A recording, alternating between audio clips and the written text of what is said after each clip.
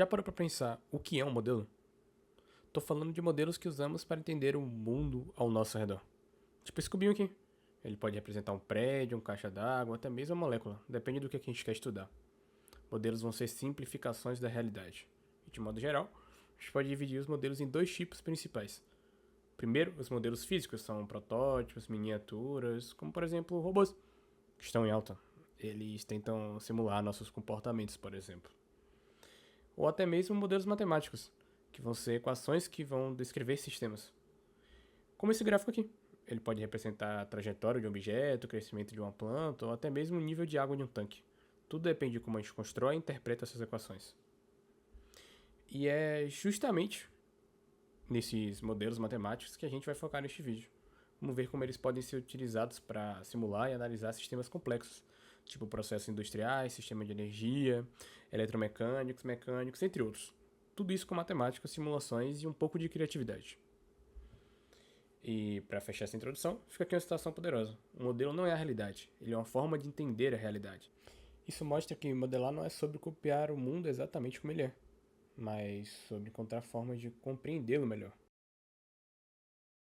Bom, e quando a gente constrói um modelo, uma pergunta sempre aparece: qual a precisão dele? Porque, dependendo do nível de detalhamento, o modelo pode ficar muito pesado ou desnecessariamente complexo. Então, sempre existe esse equilíbrio. Mais detalhe pode trazer mais fidelidade, mas também pode custar mais caro em tempo, recursos e processamento. E outra, um modelo pode ser ótimo para uma aplicação e totalmente inadequado para outra. É por isso que essa avaliação precisa ser contínua. Se ele não servir mais, a gente ajusta ou simplesmente descarta. Mas não basta só ter um modelo. O tipo de análise que a gente faz com ele também importa. E muito. A análise dinâmica, por exemplo, permite simular o comportamento do sistema ao longo do tempo. Isso significa usar métodos de integração, muitas vezes numéricos, para resolver essas equações. E descobrir como o sistema vai responder a diferentes estímulos. Se ele é estável, ou se entra em regime permanente, se oscila. Tudo isso a gente consegue visualizar com a simulação dinâmica. E é uma das ferramentas mais importantes no mundo da modelagem. Tá, mas como a gente constrói um modelo matemático? Bom, existem dois caminhos principais. O primeiro é o caminho teórico. A gente usa leis fundamentais, como as leis de Newton, de Kirchhoff, e também os princípios de conservação, de massa, de energia, quantidade de movimento. Tudo isso combinado com relações constitutivas que descrevem o comportamento dos materiais. Já o outro caminho é mais empírico.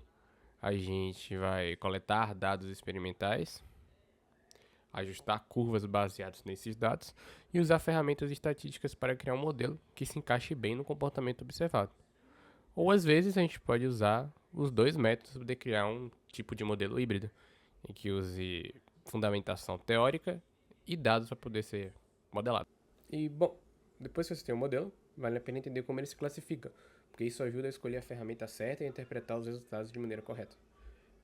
Primeiro, ele pode ser estático ou dinâmico. O modelo estático não se importa com o tempo, ele mostra apenas o estado final e o equilíbrio do sistema, enquanto o modelo dinâmico acompanha a evolução ao longo do tempo. Segundo, linear ou não linear. O modelo linear é mais previsível, fácil de resolver e a saída é proporcional à entrada, enquanto o modelo não linear pode apresentar comportamentos complexos, como saturação, oscilação, que a gente vê em muitos processos no dia a dia, na vida real mesmo. Terceiro, determinístico ou estocástico. Determinístico significa que, para uma mesma entrada, o resultado sempre será o mesmo, enquanto estocástico envolve aleatoriedade, certezas, ruídos. Quarto, contínuo ou discreto no tempo. Um modelo contínuo muda continuamente no tempo, como a temperatura de um forno que está monitorando a cada segundo, ou um modelo discreto que só muda em instantes específicos, como medições registradas a cada hora. MISO ou MIMO. MISO significa múltiplas entradas, uma única saída, enquanto MIMO significa múltiplas entradas, múltiplas saídas.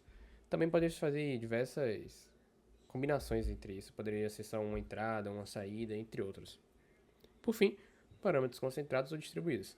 Concentrados assumem que as variáveis são uniformes nos espaços e trabalhamos geralmente isso com EDOs, equações diferenciais ordinárias, enquanto distribuídos consideram a variação tanto temporal como espacial e geralmente formam EDPs. equações diferenciais parciais. Então é isso. Modelar é sobre traduzir o mundo real para um universo de equações. É uma ponte entre teoria e prática, e no próximo vídeo a gente vai ver como modelar de forma bem intuitiva alguns exemplos mais básicos, como um tanque. Vejo vocês lá.